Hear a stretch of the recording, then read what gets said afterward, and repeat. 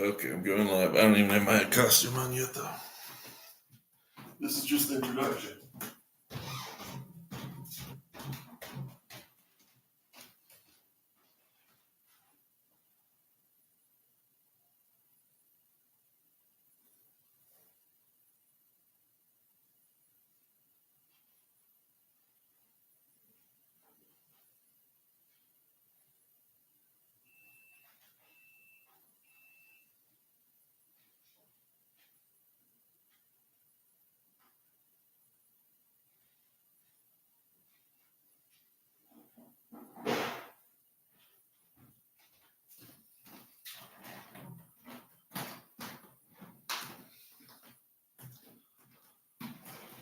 Okay.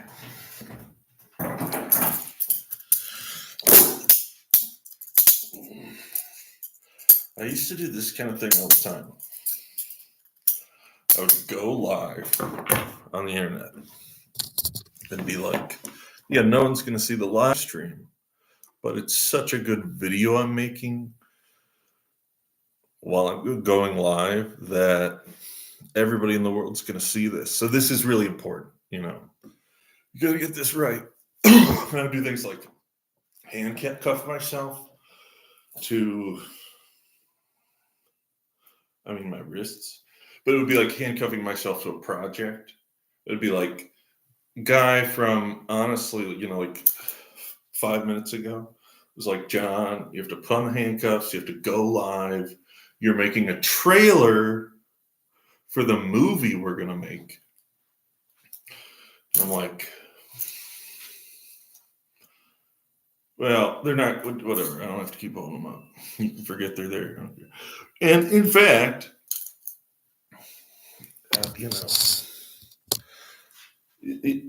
this is my costume for the movie I'm going to make.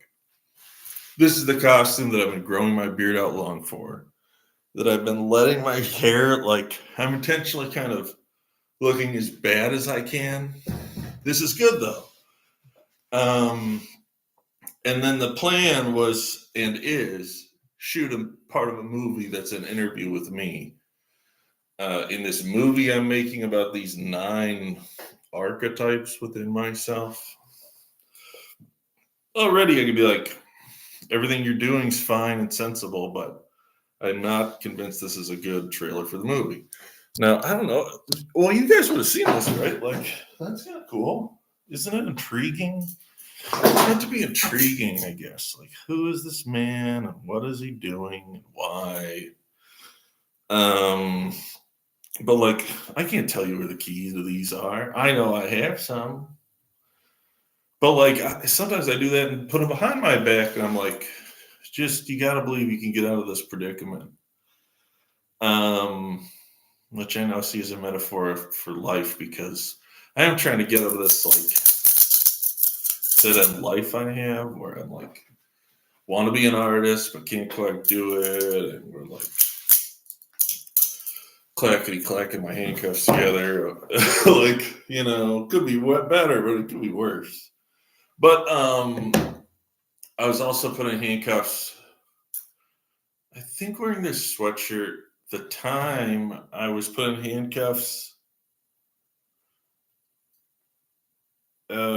dragged out of an Easter Sunday service at the St. Andrew's Cathedral in Grand Rapids, where during the procession at the beginning, I walked up front and knocked a candle over in protest to me, which they would understand, of all the garbage of the Catholic Church, their indifference to poverty, in particular that there are just so many thirsty people within blocks of that church that don't get water from them.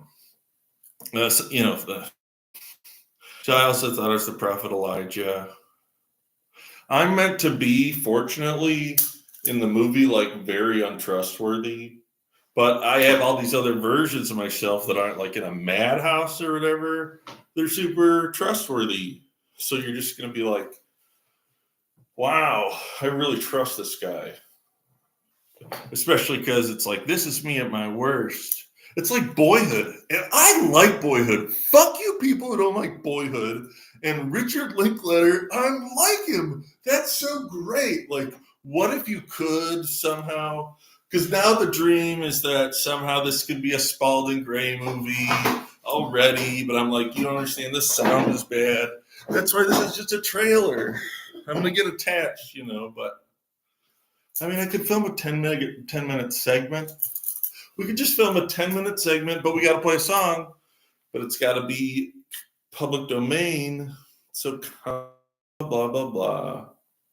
I live in the house that looks like this. Like, I'm the weirdest guy in the world. Like, if I was trying to be the weirdest guy in the world, I could win.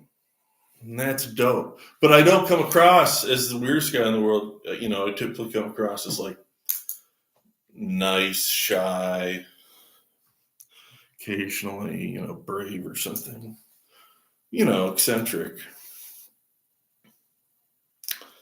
I'm just going to try to put a public domain version of a song. How am I going to do that fast enough? Like, we just have to pray that if I go to Google Drive, maybe we bleep out Google. Maybe it seems like I'm going to, poop drive or butt drive for all they know, because I bleep Google later. But I don't think so. I don't like to bleep stuff. No, I love to bleep stuff. I think it's hysterical. Especially, I love to bleep stuff I want to bleep. All right. Stuff I don't want to promote, but like if I was going to talk about Orange Crush or Sunkissed Orange Soda, I'm happy to support those soda flavors, but I don't really want to be corporate. I don't know if I support those companies. Search and drive for. There's one keyword. Let me just check one other drive, okay, everybody? And then we're going to go with the, I don't know, some kind of imitation version, but I don't know what the imitation can be.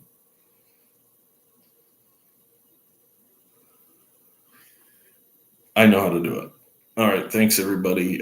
Maybe I edit that part, or maybe I don't edit that part. That's why I'm starting by making this Ouroboros thing. Well, and I like the idea that you're like, this is the guy from the beginning somehow. Where did it all, they can try to figure out the timeline. I don't mean to be like Christopher Nolan, but sometimes I play around with forms within my medium. So that was one of the ideas I wanted to explore suddenly in this moment.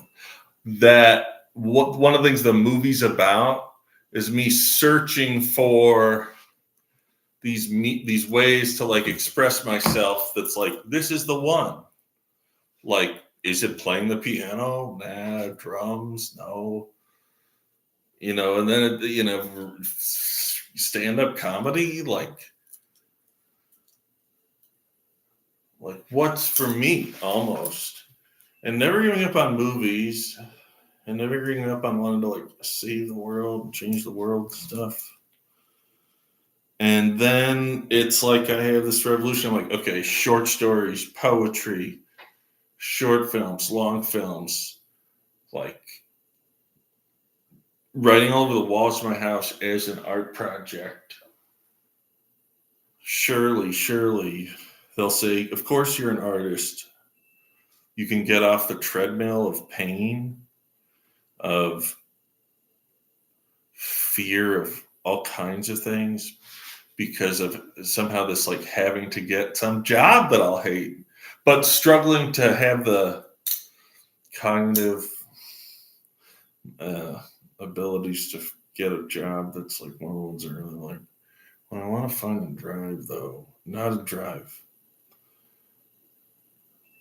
So I was making this movie a few years ago about, it was kind of a Richard Linklater sort of thing. It was like a movie in like one evening.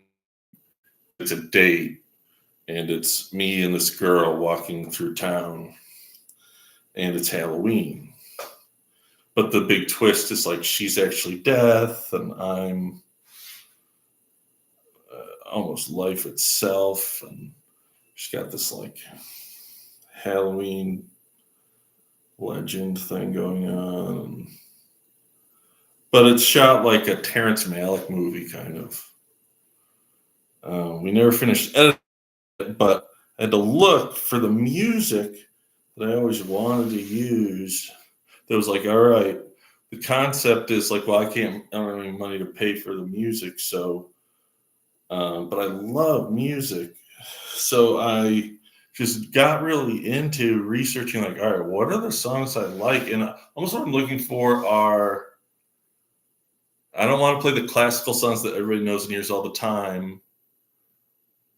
So-called hits, unless I think that hit is particularly resonant. And then it's like something like I've never heard like Mozart's Marriage of Figaro Overture, and I'm like, well, I think you have, but maybe they haven't. You know, some people are like, what do you mean you haven't heard of Kyga? And I'll be like, I didn't, not until now. All right. The key is to find the song to end the movie, over which, we'll have a model of what the movie is to come. Oh yeah, I forgot this song's already like handed to that poem I wrote, but that's okay. All right, this is my favorite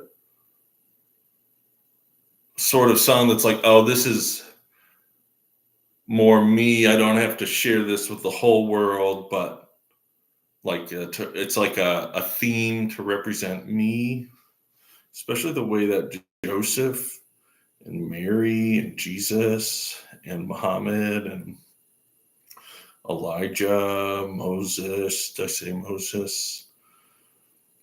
Rosa Parks, Michael Wilbon, Video Game Donkey,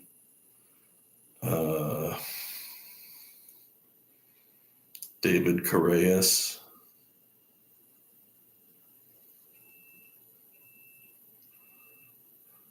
That's who I want to thank.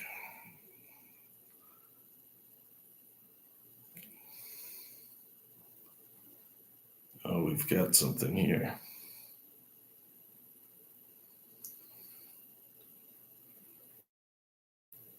All right, I'm gonna survive my movie somehow. If I'm the slightest bit lucky.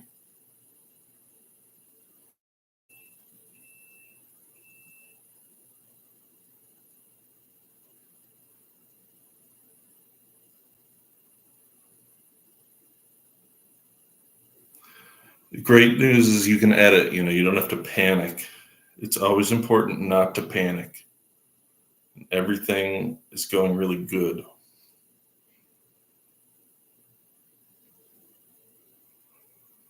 You just have to start being like, I'm just going to start sounding like David Lynch, like he's a madman spouting wisdom that makes no sense to anybody. But, if that's all I got to be to crack some homers in Hollywood, all I want to do is crack homers in Hollywood. I don't know what it means. I know it's right.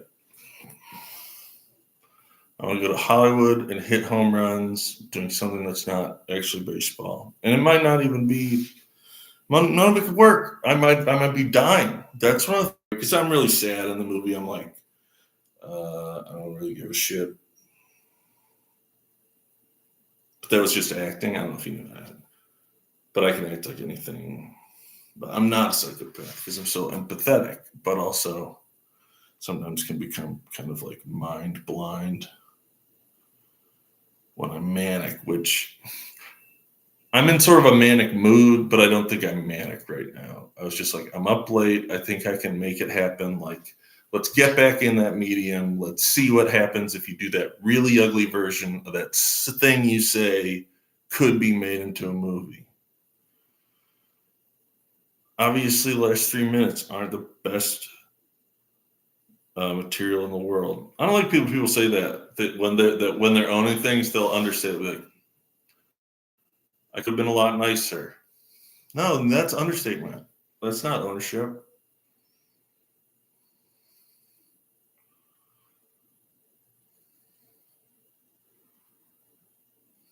You could say, I wish I'd been a lot nicer.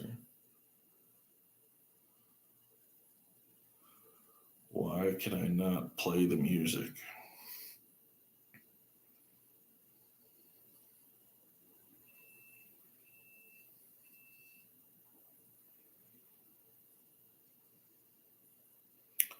Why is it so important, you ask?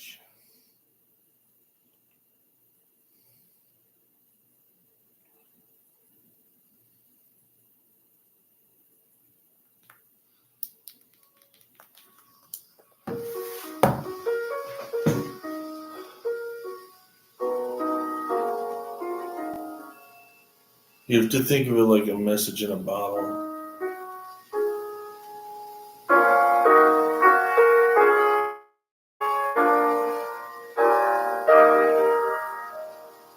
This was like my theme song in the movie, or like the love theme.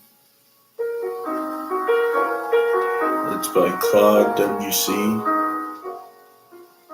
It's a writer of such hits as Clair de Lune. I tell you, man, I searched high and low for the composers that spoke to my soul. Who does that one that's like, if I try? And I just figured, I listened to a ton of Chopin, not fitting the mood of my movie at the very least, but no way, man. Chopin? Give me a break. Get the fuck out of here. I was once told that a rabbinic quality, and I also like to feign Jewishness, at least in effort. Just like, I don't even know what that would be.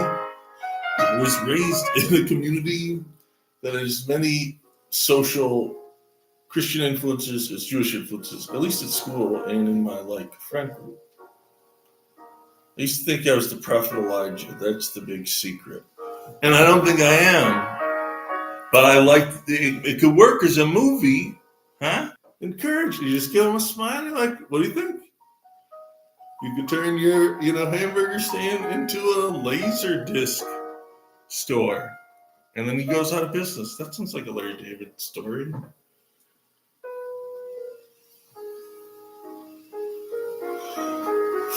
I can see something, I can see something. Anyway, you gotta find the handcuff keys. I bet you could make a trailer out of that. Or, the big showstoppers, the darn collage of my consciousness, damn it. Thank you.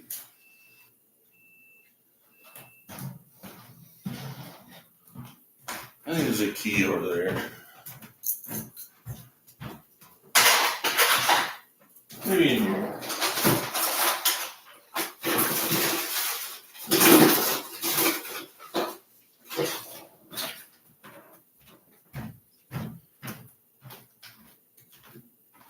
I bought a bunch of them one time, so I bet I can find them.